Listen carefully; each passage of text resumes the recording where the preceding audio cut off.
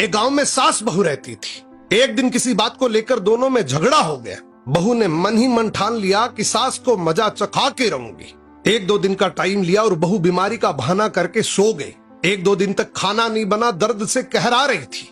पति जब पास में पहुंचा और बोला क्या हुआ, तो पत्नी रोने लगी कि मेरा अंतिम समय आ गया। पति बोला ऐसा क्या हुआ? पत्नी बोली ये बीमारी तो मेरे शुरू से ही है।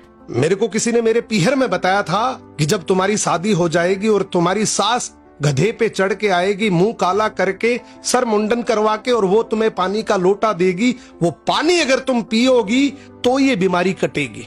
पति बोला बस इतनी सी बात, मैं तुम्हारे लिए कुछ भी कर सकता हूँ, तुम मेरे घर की लक्ष्मी हो। पति ने वैसा ही किया। पति अपने ससुराल पहुंचा, अपनी सास के पास जाके उदास होके बैठ गया।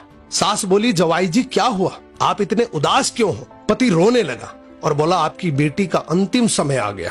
सास बोली ऐसा क्या हुआ, क्या बीमारी लगी है? पति बोला डॉक्टरों वाली बीमारी नहीं है, उसे कुछ और ही तकलीफ है। सास बोली बताओ जवाई जी मैं कुछ कर सकती हूँ?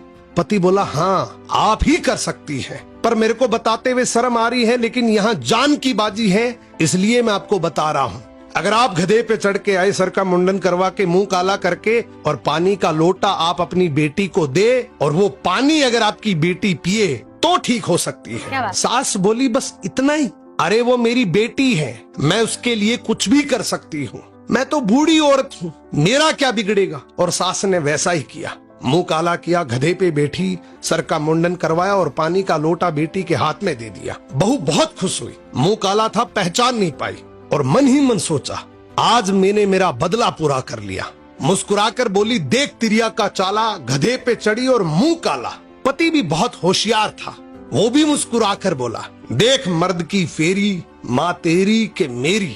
कहने का मतलब बस इतना सा है कि हर पति भोला नहीं होता, घर में शांति बनी रहे इसलिए भोला बन के रहता है। याद रखना अगर दूसरों का बुरा सोचोगे तो एक दिन वो बुरा तुम्हारे साथ ही होगा। क्या बात है, बहुत बड़ी बात बोल दी आपने।